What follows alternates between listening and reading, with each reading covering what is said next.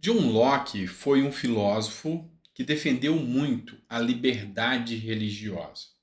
Ele escreveu um livro chamado A Carta sobre a Tolerância. E nesse livro, A Carta sobre a Tolerância, ele discorre que a religião é um sentimento pessoal que cada um nutre dentro de si mesmo. E por ser íntimo e pessoal, é alheio a situações externas, como a vontade do Estado. Ou seja, não pode o Estado determinar quem você entende proferir sua fé ou não.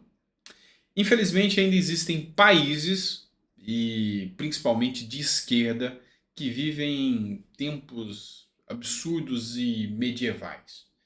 E a gente vai falar um pouquinho sobre isso aqui nesse vídeo, além de vários outros pontos que a gente vai debater aqui juntos, tá bom? Eu sou o Dr. Sandro Gonçalves, advogado, jurista e filósofo político. Então é sempre um prazer poder estar aqui com você e poder discutir um pouco mais sobre as pautas que acontecem no Brasil e no mundo. O vídeo anterior foi um pouco mais polêmico, porque eu falei daquele caso absurdo lá da escola, da creche em Blumenau. Então, assim, ele estendeu um pouco mais e ali mostra a intolerância, a maldade. E aqui a gente vai falar um pouquinho também de intolerância. Bora começar de matéria, né? Aquele sistema que você já está acostumado. Olha essa matéria que foi publicada no Terra Brasil Notícia. Sacerdote é expulso da Nicarágua após celebrar Eucaristia. O que aconteceu na Nicarágua? A Nicarágua é uma ditadura cujo presidente é o Daniel Ortega, muito amigo do Lula. Diga-se de passagem que o Lula o considera um irmão mais velho que lhe dá bons conselhos. Essa fala não é minha, é do próprio Lula. Infelizmente, esse país vem sendo o celeiro de várias violações de direitos humanos. Um sacerdote panamenho, e o Panamá é um país liberal que vem dando show em sua democracia, deixou que um sacerdote, um padre, fosse até a Nicarágua e lá esse padre fez algo gravíssimo. Fez uma primeira Eucaristia. E em virtude disso, ele teve sua vida ameaçada e foi expulso do país. Entidades internacionais acolheram o sacerdote e estão fazendo com que ele volte para o Panamá, sua terra. Mas enfim, o que nos chama a atenção, o que nos dá assim um sentido abjeto a essa informação é como as liberdades elas são tolhidas e retiradas e geralmente as liberdades religiosas, principalmente dos cristãos, é as que são mais afetadas. Esses governos de esquerda, participantes da CELAC, participantes inclusive do Foro de São Paulo, como é a própria Nicarágua, vêm mordendo aos poucos, tiram um direito aqui, tiram a direito a liberdade de expressão aqui, a liberdade de expressão ali, e a hora que você vê, nem professar a sua fé você pode mais. O que é absurdo, o que viola todos os ensinamentos que Locke, o grande liberal, trouxe para todos nós filósofos. Enfim, é o Brasil indo nesse caminho, flertando com a Nicarágua. O que não dá para a gente deixar tão simples assim, né? Bora falar de política agora, nacional aqui dentro. Vamos falar de eleições já. Terra Brasil Notícias publicou a seguinte matéria. João Maia, que é o presidente do PL lá no Rio Grande do Norte, reafirma apoio a Rogério Marinho e diz que o senador, Rogério Marinho, é a melhor opção para disputar o governo do Rio Grande do Norte. Rogério Marinho ele tem uma tarefa dura, difícil, que é quebrar a hegemonia do PT lá no Rio Grande do Norte. Lembrando que o senador tem mandato de 8 anos, então poderia o Marinho concorrer sem risco de perder o seu cargo no Senado. Então, hoje no Rio Grande do Norte, nós temos um Estado que vem sofrendo ataques, vem sentindo as mazelas do governo do PT, é um Estado judiado, lindo, maravilhoso, mas que tem uma péssima gestão. E o senador Rogério Marinho mostrou ser um homem forte que vem com possibilidade real de retirar o poder lá do PT no Rio Grande do Norte. Então, assim, é uma boa aposta de João Maia, com certeza vai ser a aposta de Bolsonaro para o Rio Grande do Norte, para já preparar um campo bem estabelecido e com toda certeza a atuação do Tarcísio aqui vai servir como baliza para orientar o pessoal do Rio Grande do Norte. Esperamos que o pessoal do Rio Grande do Norte faça uma boa decisão, em especial aos meus queridos amigos, meu irmão que mora lá no Rio Grande do Norte, em Natal, minha cunhada, enfim, em especial por essas pessoas que eu amo muito, que estão lá e a gente espera que, sabe, tenham condições de vida melhor, retirando principalmente esse governo indigesto que o Rio Grande do Norte está encarando hoje. Beleza? Vamos partir para outra pauta? Vamos falar de política ainda. 2024 vai pegar fogo. Boulos teve aquela reunião lá com o Datena que pegou mal. Só que depois daquele vídeo que foi vazado, Boulos colocou o rabinho entre as pernas e ficou acuado. Essa matéria é do G1, Política. Boulos procura PT após o vídeo vazado com o Datena para reafirmar aliança em 2024. Dois assuntos são discutidos. Um deles é a filiação do Boulos ao PT. Vamos lembrar que o PSOL é um partido que não tem estrutura e nem coordenação suficiente para bancar um candidato a presidente da República. Não tem verba suficiente, não tem tamanho, não tem postura suficiente para tal. O PT, infelizmente, tem. E uma fala que o Datena disse ao Boulos é: você tem que tomar uma postura. Se o PT fizer um desastre e você estiver alinhado ao PT, você cai. Ou, se não tiver, sabe-se lá se o Lula vai te trair. Então o Boulos, ele teve que, depois de ver a fala indigesta, achando que o PT ia flertar com ele cada vez mais, ele que teve que correr atrás do PT. Porque ele sabe muito bem que o PT ainda tem um ego muito inflado e um poder muito grande. Então, hoje é Boulos que precisa do PT, e não o contrário.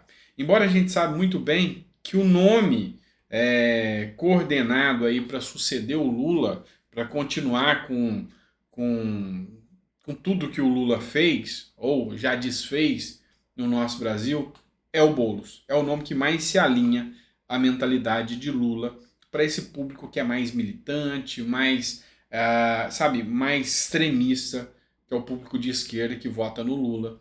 Então o Boulos seria um nome viável.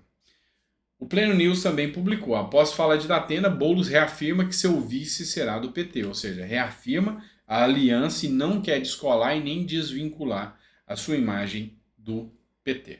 Tá certo? Bora falar de CPMI? Vamos falar de mais uma CPMI que pode ser um calo indigesto no colo do Lula? Vamos lá. Primeiro, vamos falar de CPMI dos atos antidemocráticos. Essa, o Pacheco voltou atrás e deu nova data, tá? Então, até então, ele voltou atrás, mas deu nova data. Ele tinha dito que ele ia instaurar sessão para a CPI dos atos antidemocráticos do dia 11 ao dia 14. Não aconteceu. Aí agora ele foi cobrado por vários parlamentares. E ele falou que vai para a China com o Lula, vai lá visitar o Xi Jinping, e que ele só volta no dia 18, mas ainda ao meio-dia do dia 18, ele vai instaurar a CPI dos atos antidemocráticos. O PT parece mudar a aposta.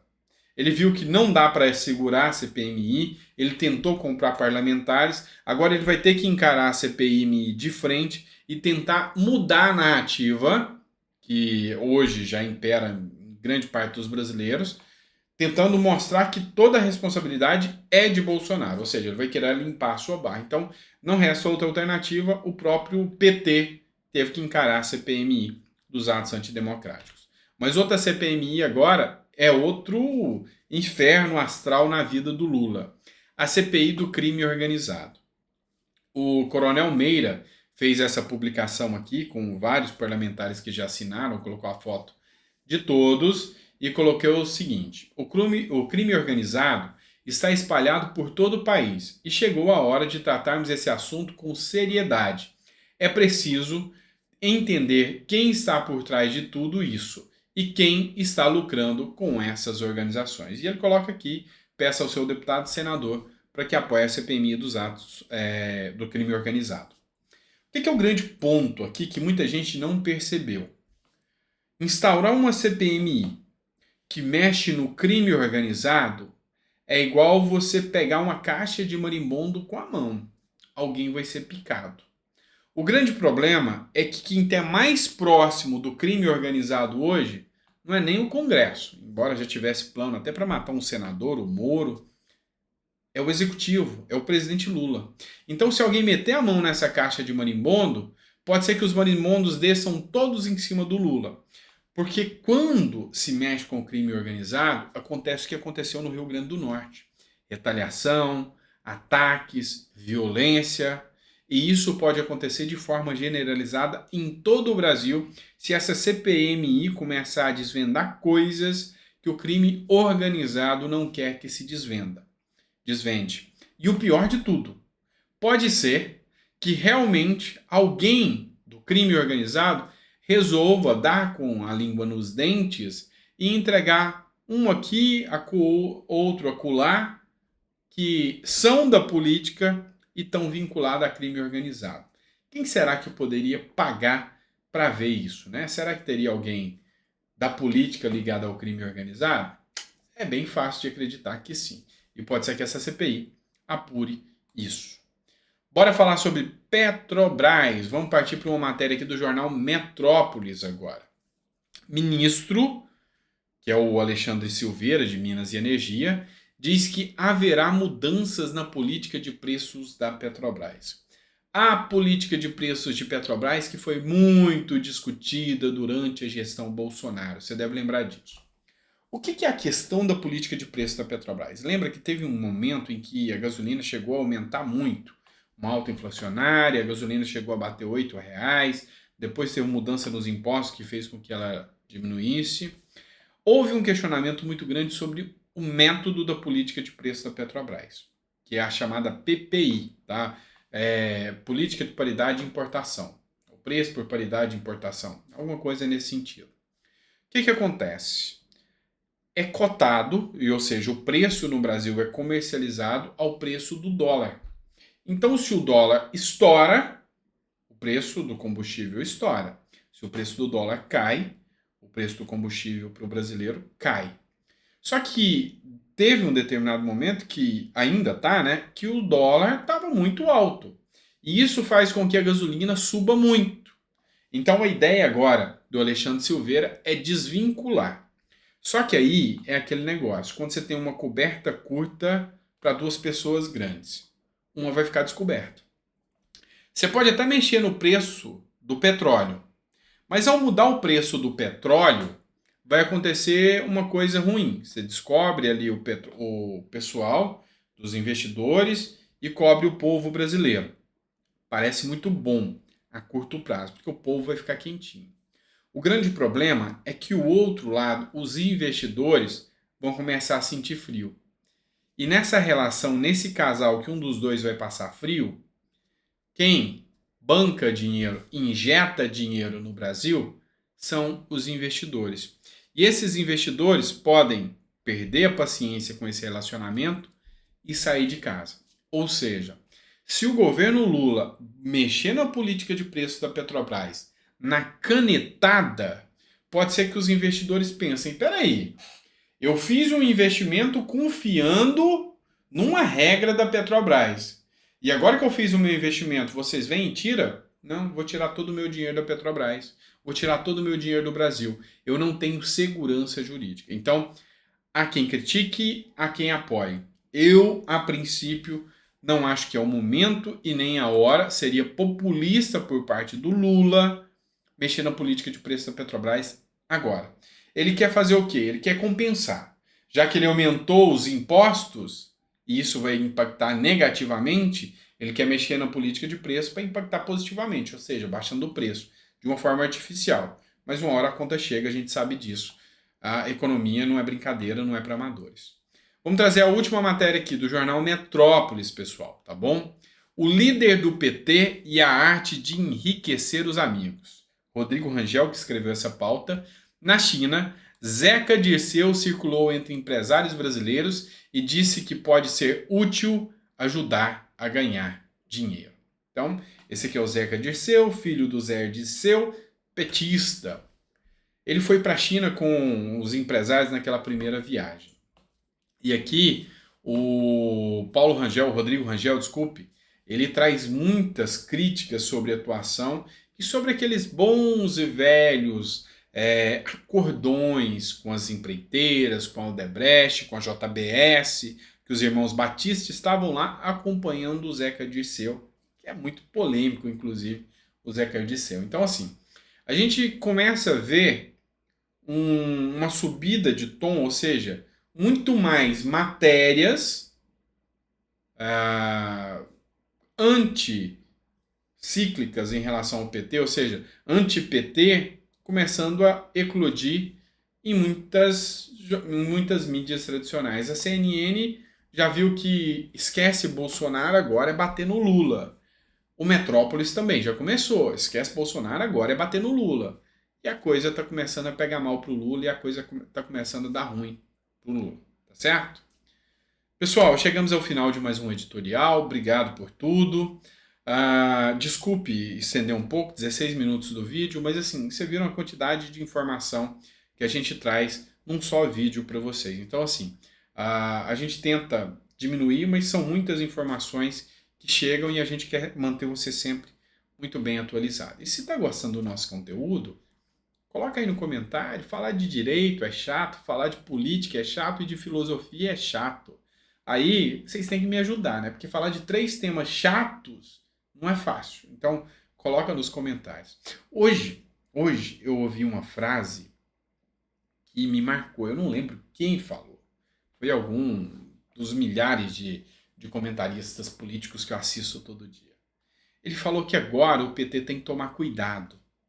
Porque nós estamos agora não mais no século passado, onde o Lula não foi bem no século passado, mas onde o Lula se criou, se cuidou. Mas agora a gente está em pleno 2023. E hoje é mais fácil você perguntar para um brasileiro qual é o nome dos 11 ministros do STF do que os 11 jogadores da seleção brasileira. O que isso quer dizer? Quer dizer que o brasileiro está de saco cheio e agora se interessa por política. E é muito mais fácil, como diria o Renato Russo, mentir, mentir, mentir, matar, matar, matar, o que eu tenho de melhor. Então, a coisa não está tão fácil para o Lula. Enfim, essa é a verdade. E eu gostei dessa frase.